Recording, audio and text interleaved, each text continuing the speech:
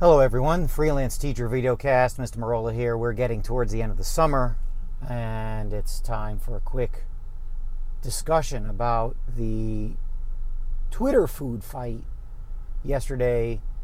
Talib Kweli-Greene and Tom Woods and Eric July and Mance Rayder. Now, I've been teaching high school English in the bad neighborhood since 1996. I never thought I would ever say those words, those names, in the same sentence ever.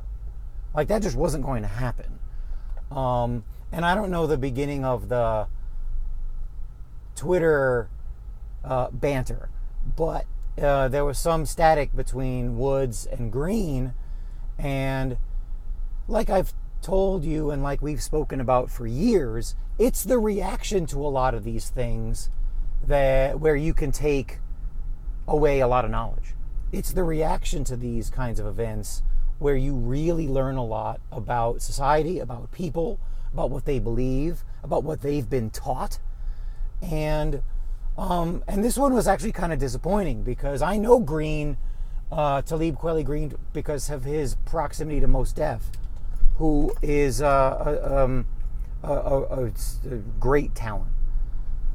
But and someone who I wish I could use a different word other than woke, but Mos Def is somebody who wakes up people in the black neighborhood. I wish he were more popular because pop culture has taken a deep nosedive, but that's another discussion. But what's interesting was you had Talib Kweli-Greene, in my opinion, taking a huge loss in his reaction to Woods and Mance Rayder, and him name calling Rayder and Woods, and then Eric July as well. Eric July is black, and of course the usual attacks, the ad hominem attacks, came out against him. But you had Greene basically assuming that Tom Woods and Mance Rayder were racist. Now, the original battle, the original fight, I saw this in the middle. I was like, what? How are Tom Woods and Talib Kweli-Greene even connecting? What's going on here? And, you know, they had beef about, you know, the stuff in history and the role of government, and it was fascinating to watch somebody like Greene reflexively call, and this is what caught my eye.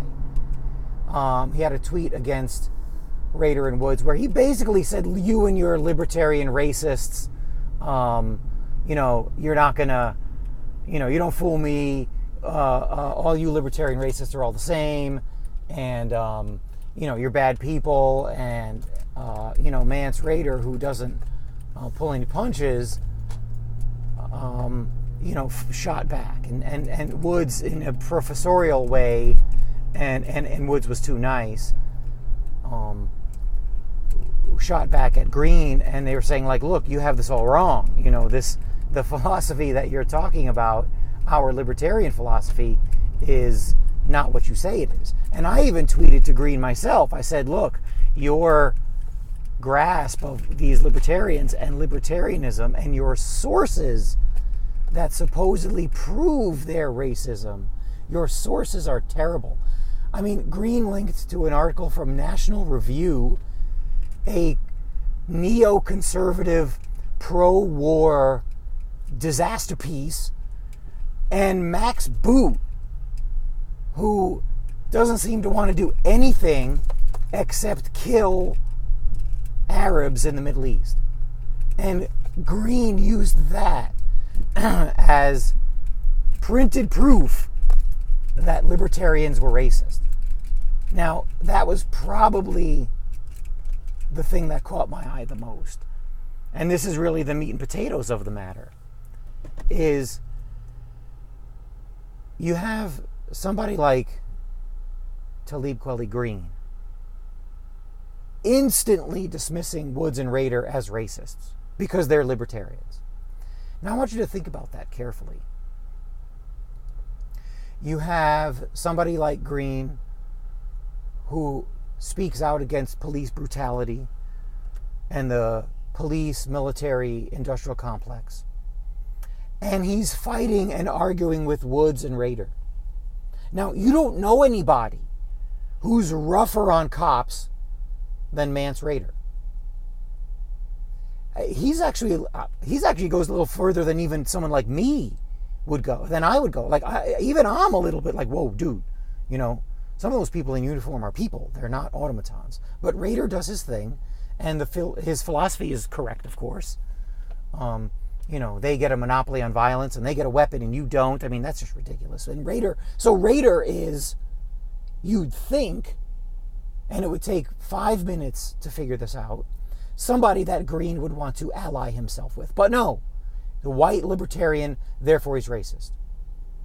Same thing with Woods. Here you have a guy who has been promoting the philosophy of somebody like Ron Paul, the anti-war libertarian strength of the individual philosophy, where all of those government forces that have crushed the black neighborhood, you can't find anybody who's spoken out about it better, nor can you find somebody who's written about it more in the modern day. And you'd think, again, it would take, I don't know, maybe 5 minutes to figure out, somebody like Greene to figure out that these people are not racists. What is this, 2016? You're going to call somebody a racist? That's your attack? And then you link to National Review and Max Boot? And think about it this way. Greene went down and protested the event and then the year anniversary of the Michael Brown shooting. Well, look at what happened in Ferguson. Look at what's happening in Chicago as we speak. They're up to over 1,700 killings in Chicago. A big government, democratic liberal stronghold run by democratic government, big tax people. And that is antithetical to everything Rayder, Eric July, and Tom Woods are about. And what does Greene do? Attacks them. Goes after the very people who could be allies in a way that other people couldn't. But is it time to build an alliance? No. Is it time to do a little digging? No. Greene's been taught, and Greene is not an intellectual lightweight, but he's been taught that libertarians are racist. And then Eric July comes in. Eric July, very much an anarchist, libertarian, black guy on Twitter who has I don't know how he does all the things he does.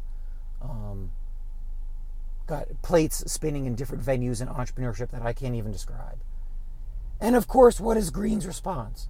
Calls him like a puppet, Uncle Tom. Goes after him and tries to cut down to the white meat. Meanwhile, Chicago is burning. Big government is destroying areas of the country, particularly the black neighborhood, like the one where I work. And you have the empty, childish response of you white libertarian racists. Now, in the old days, that would get me upset. I'd be all bent out of shape. It'd get emotional. No, it really shows you, excuse me, how easy it is to shape people's minds, to get them to think what you want them to think. Some private corporation, multinational, mainstream media conglomerate has put out there that libertarians are racists. And Greene believes it. Yet, the libertarian philosophy promoted by Rayder, July, Murray Rothbard, Tom Woods, these people, me, would be the thing that somebody like Talib Kweli Greene should look into. Not going to. White libertarians are racists. Didn't you know that? Well, because Rachel Maddow tells you, right? And I think he tweeted out something as well. Greene did, and he listed conservatives like Tom Sowell and Larry Elder and stuff like that, like how those are people, they're just terrible, racist, these people are awful. Meanwhile, big government inner cities are killing fields and cesspools of corruption and poverty. And the people who say, wait, not so fast. Here's a different way. Here's a third way. It doesn't have to be Republican government or Democratic government. There's another way. There's another philosophy of individualism. Yet somebody of Greene's gravitas and intelligence, he's taken by it. He's taken by mainstream media babble. Can't see it. Can't see it. It's right in front of his face. Detroit, disaster. Chicago, disaster. I live in the Bronx. And I work in Mount Vernon. There are other ways to fix these problems. But no. White libertarians, black conservatives, they're racists, and all Greene did was call people names. And Greene is legit. Got 1 million Twitter followers. He's rich. Has made something out of himself. And it's just a damn shame. But the ability to get out of your own way, the ability to look into what people are doing in the modern day era, that's very rare. And so that's really my point of today, is that you have somebody who's big. This is somebody who's a name player to some degree, and they can't see it.